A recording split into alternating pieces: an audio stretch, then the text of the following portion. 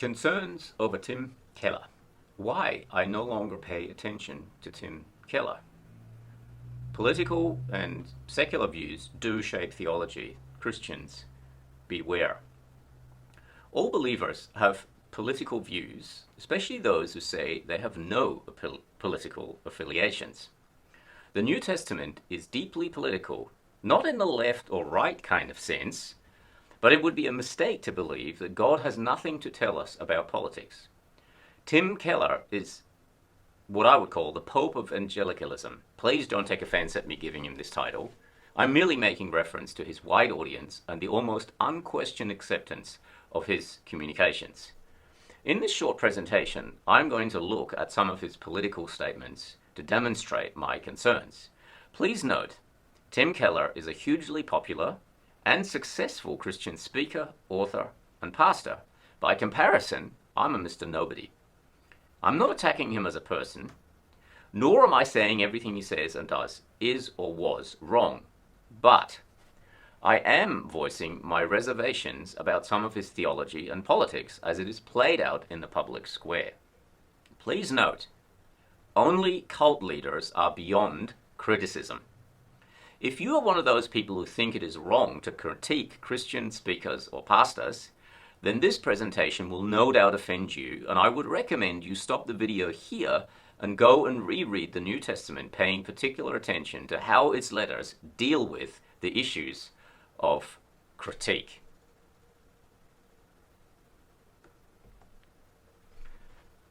Heterosexuality does not get you to heaven, so how can homosexuality send you to hell? This is a quote, and I've put the video in there. This was a journalist-style person interviewing Tim Keller on a broad range of different questions. It was in the public square. It's on YouTube, so I'm not pulling something out of context. You can watch the YouTube video for yourself to verify that I have not misquoted him. Here's another one of his quotes. Jesus said far more about greed than he did about adultery. Does this mean that for Jesus, matters related to consumption, materialism, and greed were more important than matters related to adultery or homosexuality? I suppose we all need to come to our own conclusions. End quote. In statements like these, Tim Keller is pushing his political views. He leaves the listener to figure out things on his own, but the way he words things is very leading, as in he leads the listener in a certain direction. Suppose for a second I asked you this question. When was the last time you beat your wife? No matter which way you answer this question, you will be guilty as a wife beater. This is one of the communication tools. I'm of course not suggesting that he asks this question, but this is one of the communication tools Tim uses. It's subtle and it's not always easy to pick, but he knows very well what he's saying. And the all-important question is, are the questions in the way that Tim asks them, are they biblical? To answer this question earlier, I could retort, the Ten Commandments don't say homosexuality is a sin. Does this mean, therefore, that it's telling us that it's not such a big deal in God's mind? If it wasn't a big deal in God's mind, then why did he rain down fire and brimstone to destroy Sodom and Gomorrah? I don't read anywhere in the Bible that he rained down fire on a city for disobeying the Sabbath, or he rained down fire on a city for lying, which are two of the Ten Commandments. I don't think this is the right way you should argue, and I think these kind of short, pithy statements can be very misleading. There is a fundamental problem in framing statements and questions this way, as it runs the risk of pitting different biblical values and morals against each other. It can turn some sins into much bigger deals than others, when the Bible doesn't actually do this. My advice here, tread very carefully with pithy statements of this nature that run the risk of undermining the Bible more than explaining it. Note well, there is a subtle undercutting of the sin of homosexuality here that I think is not biblical. It is more akin to pragmatically wanting to attract those struggling with this sin to the church. We as Christians should not be intolerant. I get that. The Bible, however, is intolerant. And I think this is often the problem that people have fallen for the trap that postmoderns have reinterpreted the term tolerance. It used to be about behavior. Now it's about what you think. In other words, some things are tolerable in the postmodern's view, and some things are not. And if you say something that they deem is intolerable, then you are to be cancelled. It cuts and exposes the darkness, as in the Bible, when it's being intolerant, it cuts and exposes the darkness and ugliness of sin. We have no right to ameliorate the ugliness of sin, and if anything, we run the huge risk of creating false converts if we do. Another of Keller's quotes, I would add that the Bible's prohibitions are not motivated by animosity towards people with same-sex attraction. Rather, they are because homosexual practice doesn't fit with God's wonderful purposeful design for sexuality in our lives. I might add a more truthful version of this statement. Homosexuality is a statement of rebellion against God as the creator of male and female. It is a direct assault on the goodness of God's creation, and it tells him to his face that he is wrong. Man has the right to decide sexuality for himself. Like all sin, it is cosmic treason. The world likes to force Christians into answering such questions like, does homosexuality send you to hell? Here's my take on this one. God only gave one commandment to Adam and Eve.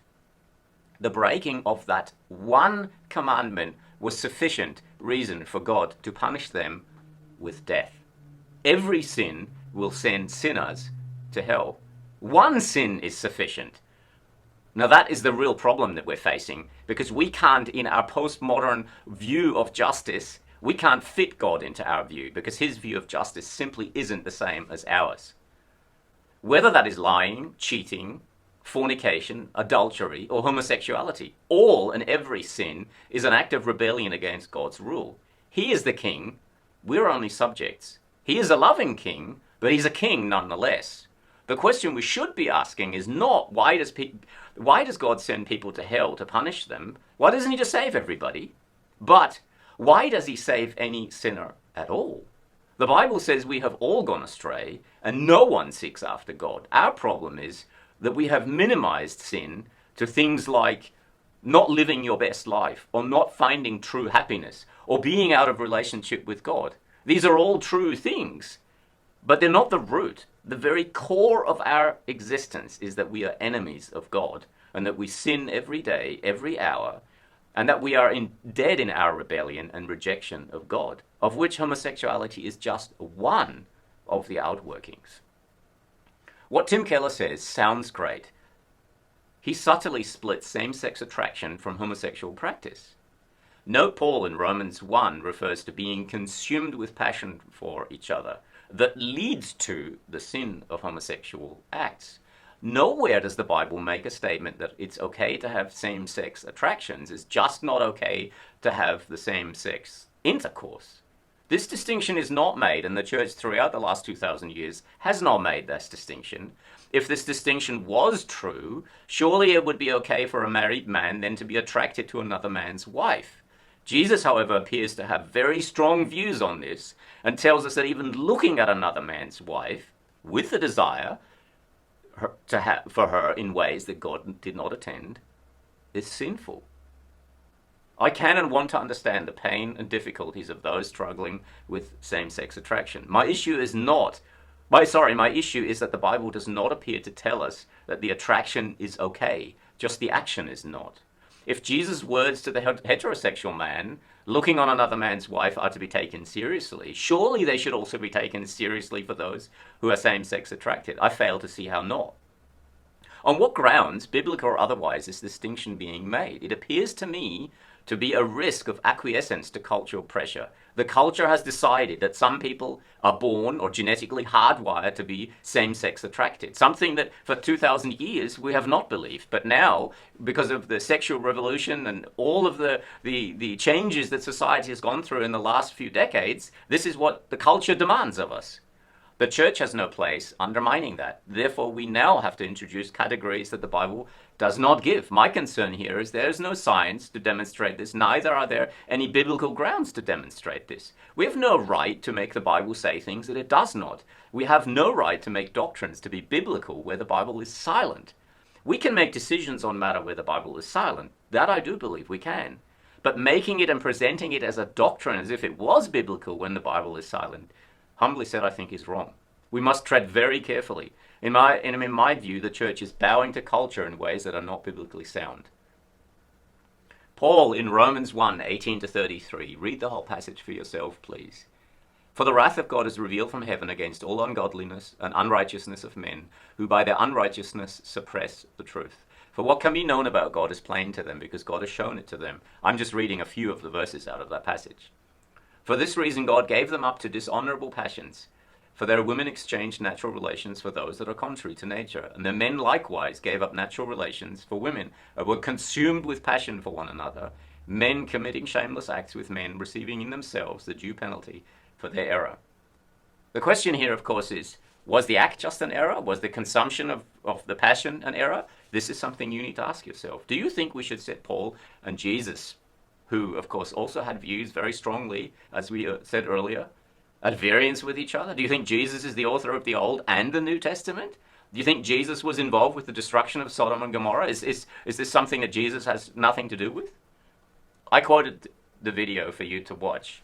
Watch the short video clip if you think I have misquoted Tim Keller. To start with, humbly said, I think Tim comes across as quite arrogant in this clip. I personally find that difficult to cope with. First he says, I will answer for myself, and then I will answer for all the Christians in the world. Well, when all he really needed to do was tell us, what does God say in the Bible? When this is really what people want to know, but it appears Tim wants to make Christianity more pragmatically palatable. In these public forums, he often resorts to philosophical answers, if you listen to him more closely and more often on different aspects. I'm not saying they are wrong by default, but there is a huge risk of speaking human wisdom when God's word should be spoken. No, the Bible does not have reservations, as Tim has. The Bible calls homosexuality an abomination, unlike some other sins in the Bible. See Leviticus 18 and Leviticus 20. And God wrote this, of course, in the Old Testament, and some would want us to believe that's no longer relevant. But you see, there are some things, the morals of the Bible haven't changed. God does not change from the old to the new. The moral values of Scripture haven't suddenly become unmoral, or, as if God was moral in this way in the Old Testament and suddenly he's moral in a different way in the New Testament. I think that is a wrong way to look at the Bible. He appears to boil down homosexuality to, it's not good for human flourishing. Of course it's not good for human flourishing, but is that all what the Bible has to say to us? And by comparison, he pushes this idea of greed, as we've seen in other places. He says you will not be sent to hell for sinning, but for the sins underneath that, if you listen carefully to this clip, i.e. that you're not living for God. That's true and not true. Yes, the sin of not living for God indicts everyone, but that does not negate what the Bible tells us about homosexuality. Essentially, my issue is with the watering down and the making more pragmatically palatable by Tim Keller. Here's a quote by another not so well-known preacher whom I would agree with. Don't let anyone tell you that it is not loving if you stand flat-footed and speak the truth about this issue of homosexuality. What's not loving is to look someone in the eye when God says they're in jeopardy of an eternity in hell and merely wink and nod at their sin because you are afraid of being called names. This quote was, by the way, by Vodi Bokum. Another interesting view that Tim Keller has probably would require another video in its own right. Genesis 1 is poetry, Genesis 2 is history. Tim Keller believes in theistic evolution and a very old age of the earth, i.e. billions of years. I've quoted here a blog post where I go into a fair bit of detail. Interestingly, he contrasts chapter 1 and 2 of the book of Genesis against each other, and he declares in his books and writings that Genesis 1 is poetry and Genesis 2 is history. It's interesting when you read both of those two chapters. You don't actually, just by a natural plain reading, you don't suddenly see a shift in genre from one chapter to the next. Quite apart from the fact that I think there is very little in chapter 1 that gives us any the ground to stand on to say that it's poetry. If you want to get into the meat of that, I would recommend a book called The Genesis Account by Jonathan Safati, where he looks at Genesis 1 to 11 And he looks at this argument of, is Genesis 1 poetry, in great detail, and I think he does a great job of pulling back the veneer of this argument that it just doesn't have any substance. As he says, Genesis 1 is poetry. This is Tim Keller. Genesis 2 is history. He gives us precious little of real substance to underpin his proposition. In fact, he simply makes it as a categorical statement if you read his writings carefully on this subject enough. Please read the article here and note the references in it for further study, as I mentioned. The idea that Genesis 1 is poetry contradicts 2,000 years of church history. Not one of the early church fathers, not one of the middle-aged theological giants, or any of the magisterial reformers held such a view. It's interesting that Tim Keller is a Presbyterian pastor, and so he definitely contradicts his Presbyterian tradition here. And he may not be the only one in the Presbyterian ministry denominational background that does so, but he definitely does undercut the tradition that he comes from. This alone should give us great impetus for treading very carefully. It directly contradicts the Westminster Confession of Faith, which is a Presbyterian confession that was actually ratified by the English Parliament, this is a matter of history, in the 17th century, and it was ratified by a broad consensus of theologians from Anglican, Puritan, Presbyterian background in England, which is largely, I believe, the Christian roots of America, if you believe America has any Christian roots. The blog post works through some of the major issues of Tim's idea on Genesis 1, so I'm not going to go into all the detail. However, what I take serious issue with, and this point I have absolutely against Mr. Tim Keller, and I think he's wrong on this issue that I'm going to raise up now.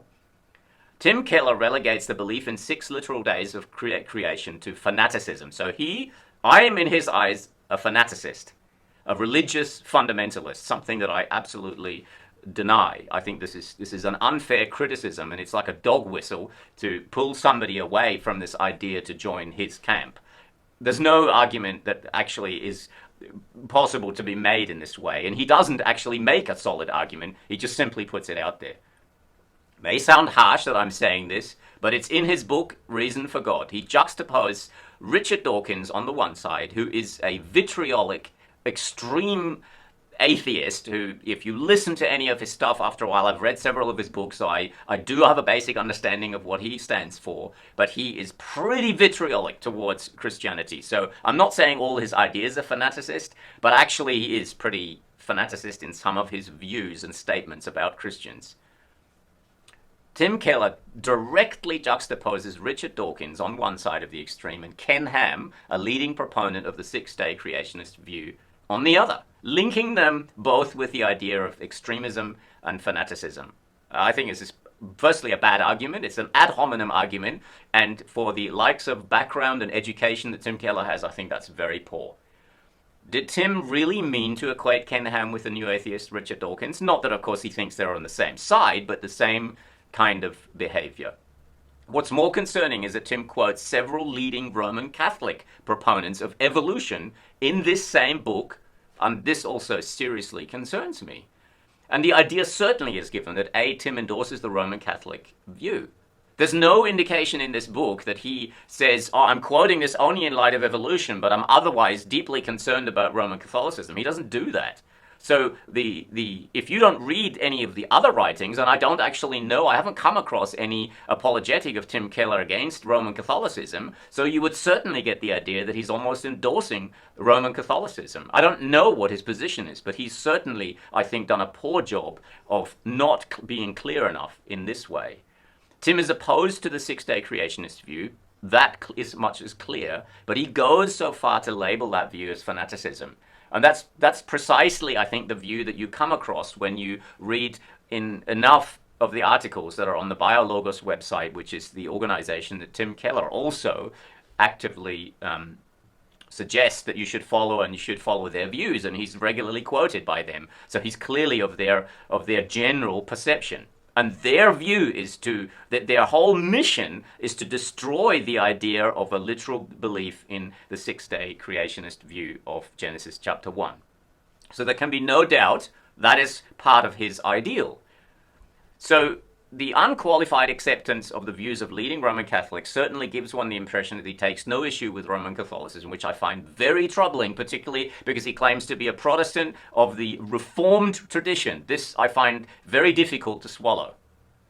He makes foundational category errors when he presents evolution, just the same way as major proponents of evolution do. Evolution in the form of the survival of the fittest is true, therefore evolution in the form of goo to you is also true. This is, of course, the materialist view, albeit with the additional idea that God somehow led it. However we are to understand this in the theistic sense, all importantly, he is pitting fanatics on one side and those who believe in science on the other side. And I think this is appalling because this is not truthful. This is actually completely contrary to science. I don't know any creational scientist, as in a proponent of, let's say, on the website creation.com, the real serious people here who are arguing for six-day creationists. I don't know how anyone could come to the conclusion that these people don't believe in science. I think this is just an ad hominem attack that is totally groundless.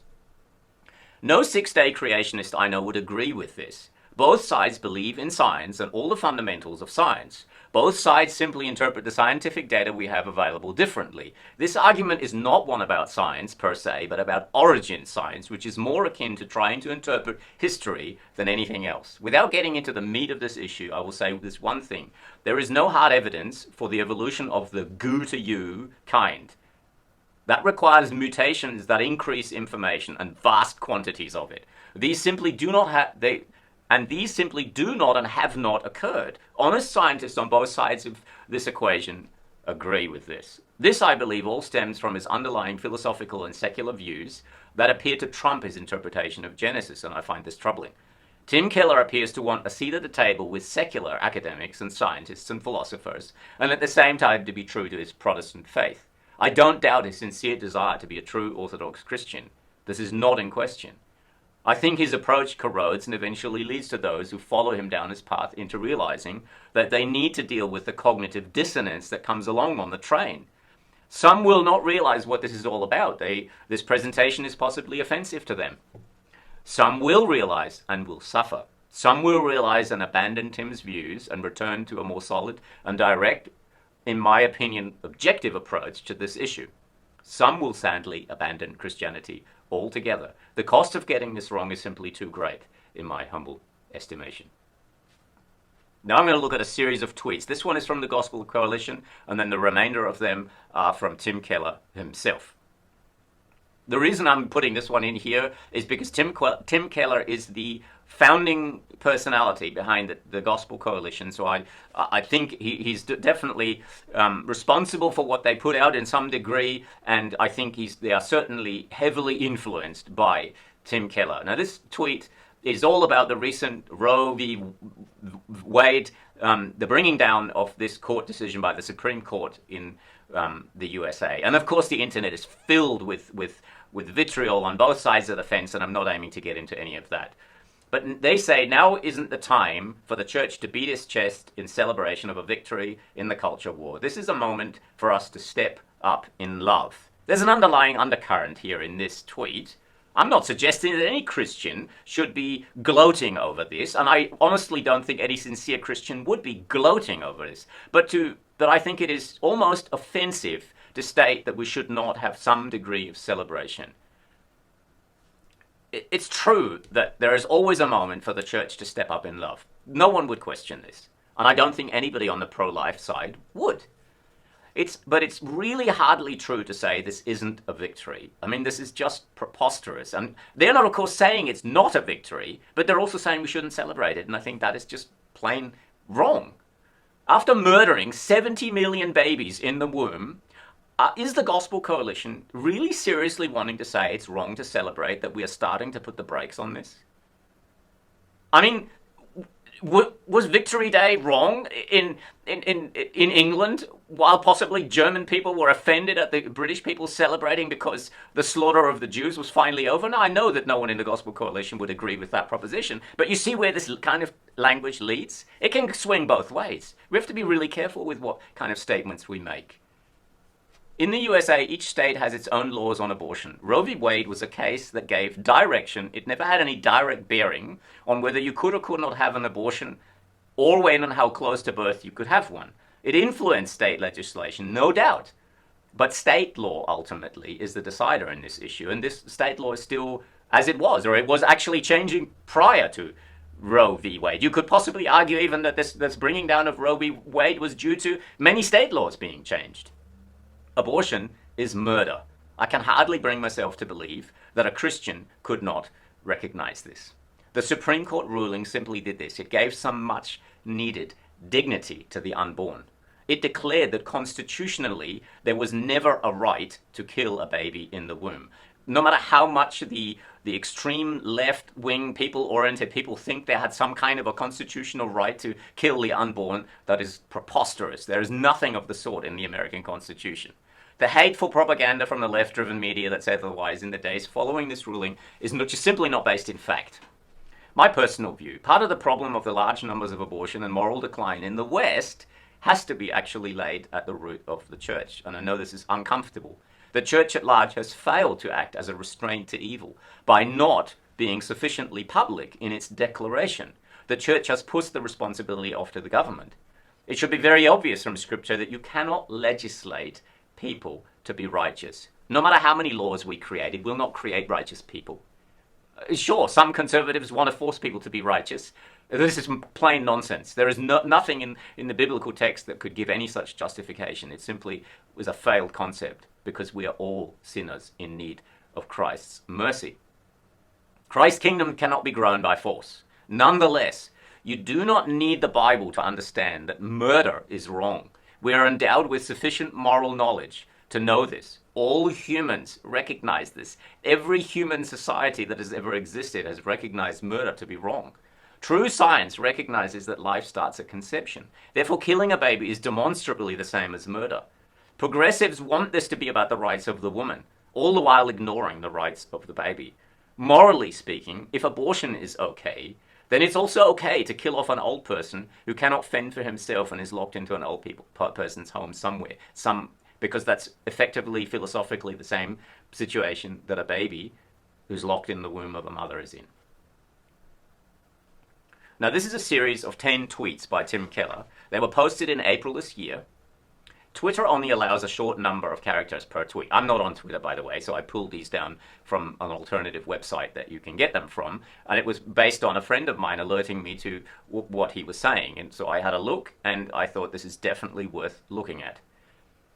As I said, Twitter only allows a short number of characters per tweet, so in order to display a longer comment or story, you have to either resort to writing a blog post somewhere else, or you have to chain a number of these together. Twitter is just not a very good medium for theological or political communication. Personally, I don't understand why people even use it, but here it is, and he has a very large following, so it's worth looking at.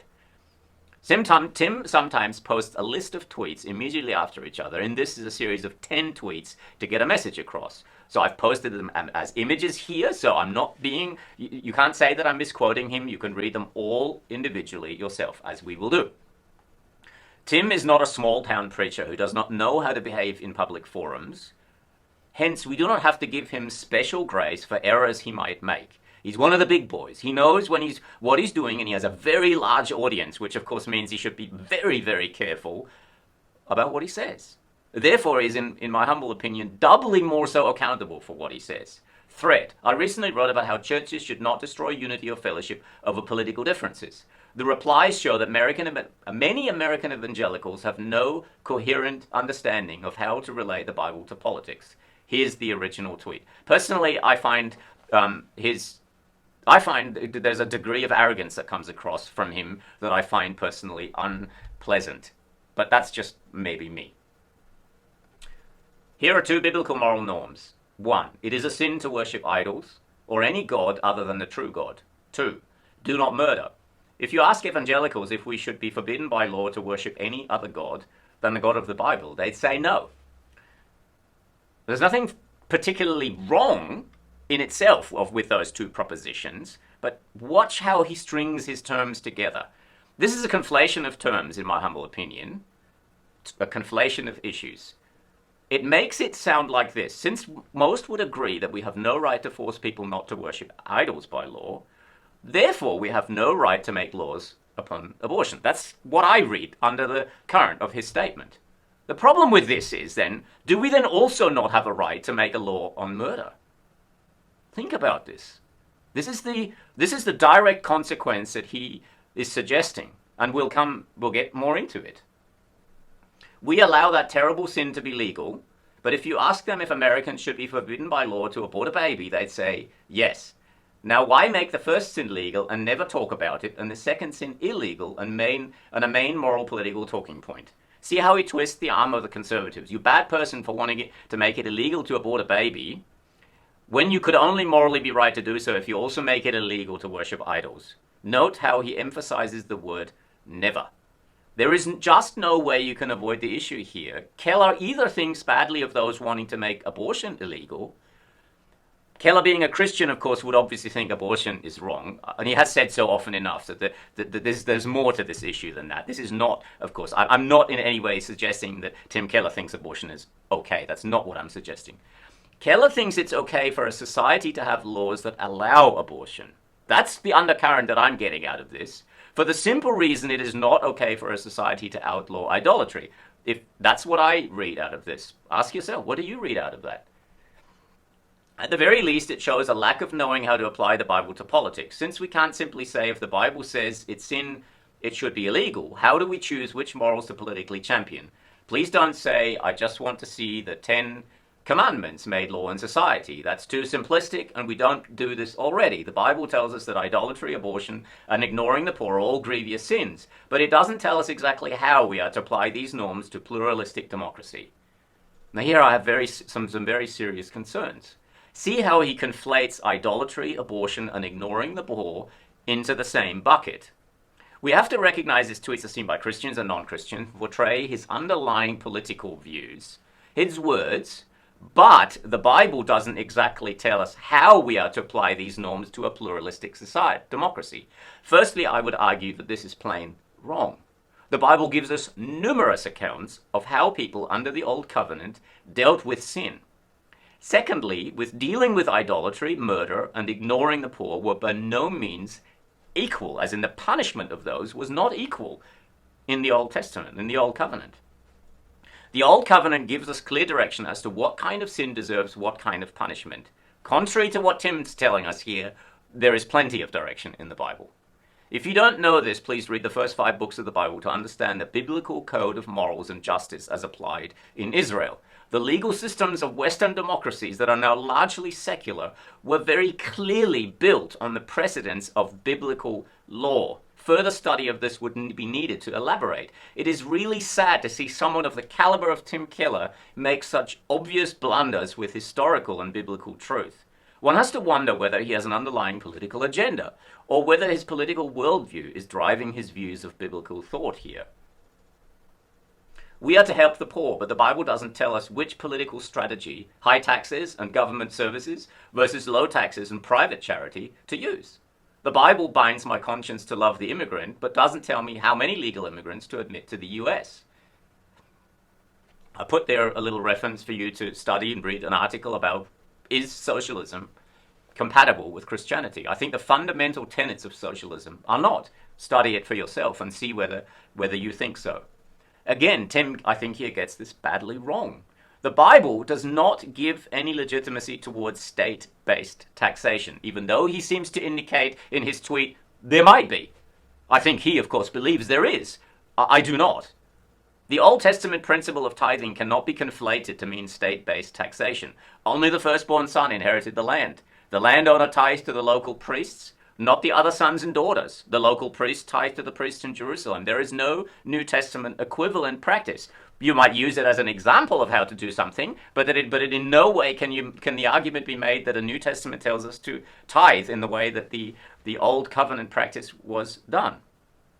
In my article, I argue that taxation is essentially theft. And it's interesting that the idea of taxation, that we might think is an ancient old practice, in our modern Western democracies, it's only about 100 years old. Prior to that, there was no such thing as direct income tax, at least. You may be surprised to follow the history of where income tax was introduced and when.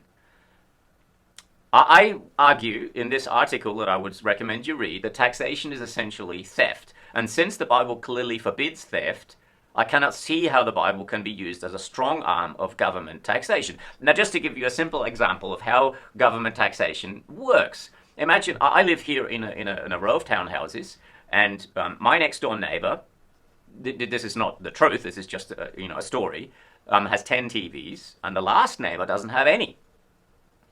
And because I think, well, my next door neighbor really doesn't need 10 TVs in his house, and because the poor guy at the end who can never watch the news doesn't have a TV at all, I go to my next door neighbor and break into his house and take one of his TVs and redistribute it to one of my neighbors at the end. Now, I had good intentions. I've never otherwise stolen anything from anybody. I had good intentions of doing this.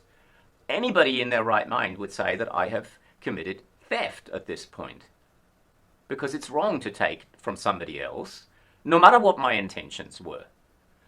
But the problem is that this is precisely what government redistribution of wealth does. It takes from somebody, assuming that they are more worthy of, and gives it to somebody else, just making the assumption that they are more worthy of it. There is nothing voluntarily about it. I have no say in what the government does with my money. No matter how many people argue with some kind of a social contract that I never signed, that has no bearing on any or similarity to any other contracts that exist in our human existence, there is simply no philosophical argument to be made that is sound, that can state anything other than that taxation in its root philosophical idea is theft.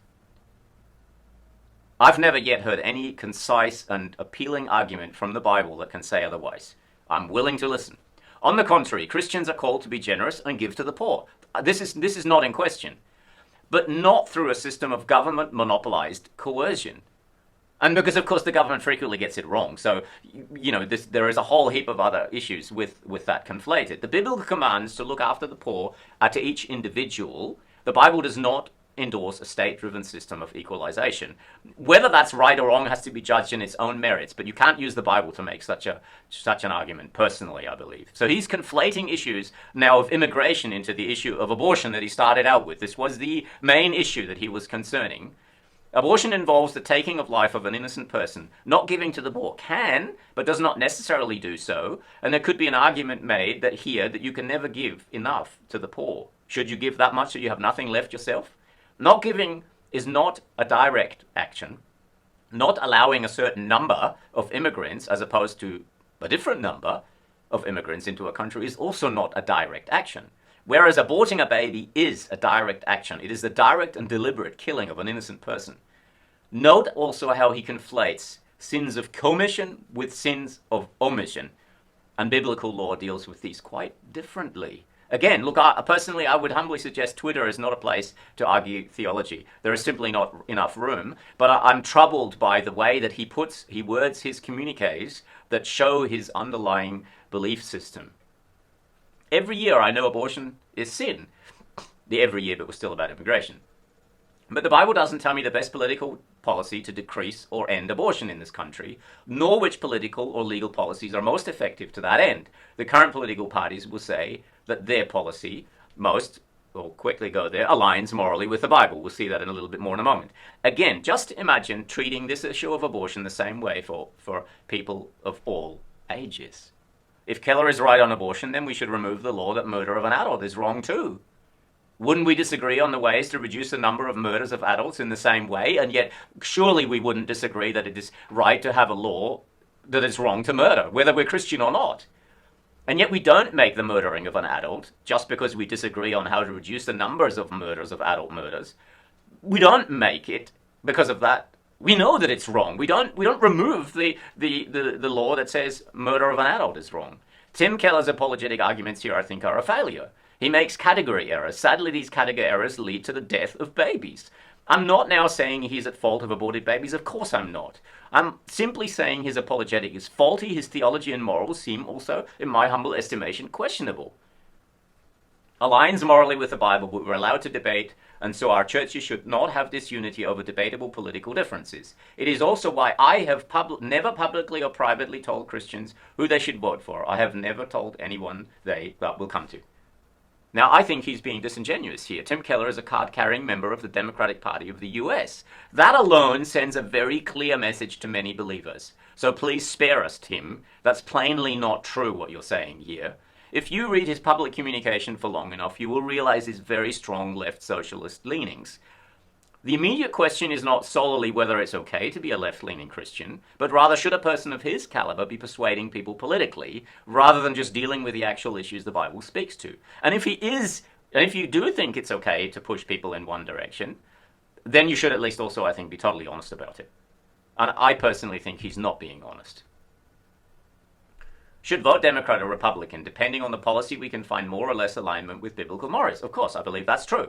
We believe all Christians should be active in politics, but it is unwise to identify Christianity with any political party. For more, see this particular article that he quotes there. In principle, I would agree. But sadly, Tim never appears to support the candidates that are not of his political persuasion, even when they are right from a Christian perspective. Challenge for you, if you disagree with me, find a tweet, public statement by Keller that supports someone of the opposite political persuasion when they are right, and he should have done so. Hint, I know of a recent few that he should have certainly done so, and he did not. Sigh, people are focusing on the example abortion is physical harm and not the principle. You can do the same object lesson about gay marriage. Why codify that moral in law and not others? Sigh, yes, I know, Tim. You're such a smart man, and all those other peasants out there are not on your level. Yes, I know my comment here is somewhat cheeky, but frankly, I think he's arrogant. But my comment is not going to his level of audience. A handful of people are going to listen to me. Thousands of people listen to him. Frankly, I think his tweet has a sense of arrogance and aloofness, and I find it tasteless from a minister of his caliber. I think there is some truth to this statement, but again, he seems to miss the woods from the trees. Abortion is a death sentence. Gay marriage is not a death sentence. And we can gladly disagree over whether it's right or wrong to legalize gay marriage. I have a view on this, but we're talking about his tweets right now. So whether two men can marry or not is not going to kill them. They can still live together whether they are allowed to marry or not. But sadly, abortion ends in a death sentence. Somehow I think that's a different category altogether. In summary, Tim Keller is a very talented, gifted communicator, but I find it far safer to read those who are not so popular, but are nonetheless willing to stick their neck out and stand on Scripture more clearly. I don't think conservatism has all the answers. I think the conservatives have often got it wrong. I personally think Christians must tread very carefully when it comes to politics. Humbly said, Marxism and its popular and soft ally socialism has been the direct ideology that has killed over 100 million people in the last 20th century. There is something deeply sinister in the idea that even Christians are toying with an ideology that has wreaked so much harm on humanity. Karl Marx hated two things with equal vitriol: Christianity and capitalism, and he regularly equated and conflated the two. His entire worldview is based on underlying presuppositions that are diametrically opposed to the story of the Bible. We live in a world that has lots of flaws. Capitalism is not the answer to the world's problems. I agree. Christ is. Although, of all the secular economic philosophies, capitalism is the one that has lifted the world out of poverty. And I'm sorry if that really offends you, but it is just a plain fact that is very hard to get around. And it has not been the cause of mass death in the process. Young people see what we have today as capitalism, and the socialist intellectuals have taught them to hate and destroy. Sadly, just look at the Black Lives Matter movement and the movement to destroy all the statues and relics and anything that has any kind of connection to anything in remotely ringing towards capitalism. I would suggest that what we have today is more akin to corporatism. It's certainly what I would call interventionism, where big corporates have been merged with governments to actually destroy the essentials of the idea of what I would call a free market. So actually what young people are experiencing today is not really capitalism, and I think this is one of the big problems of why young people are confused. Mussolini famously called corporatism fascism, and honestly I think more and more what you're seeing today has the sense of fascism. I wouldn't say we are fascist nations. I think that's also a conflation of terms, but I think we are seeing elements of this, especially in the last 3 years. We live in an age of unprecedented wealth and prosperity. Yes, there are flaws, and here is how I see the difference between the Marxist way of fixing them and the Christian way of possibly influencing politics. Imagine an artist building a massive, beautiful sculpture out of stone, taking years to build and chisel and carve, day in, day after day, month after month. Then he finally, as he's getting to the close of this sculpture and starting to take shape, starting to look beautiful, he sees some flaws. like bits and lumps sticking out like a wart, and he wonders how to fix them. Here's how I suggest the Marxist would fix them. He will gather up as many followers as he can. He will denounce the sculpture, telling them the sculpture is all about oppression, and you're the oppressed one. The Marxist will hone in on the fault, and soon enough the disciple will only be able to see the fault, and nothing of the rest of the sculpture will be able to be seen by the disciple. Once the oppressed student has been made angry enough about this terrible sculpture and these warts that all the student can see, the Marxist teacher hands the student a big hammer.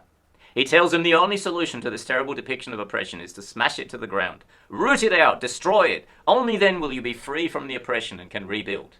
Sadly, once the student has smashed the sculpture in his hatred, the very student will become the new artist. However, because he has smashed, because he has been angry, because he has been lied to, he is now devoid of the morals that he needs to build a new structure. He's been freed of them, so to speak, by his acts of destruction.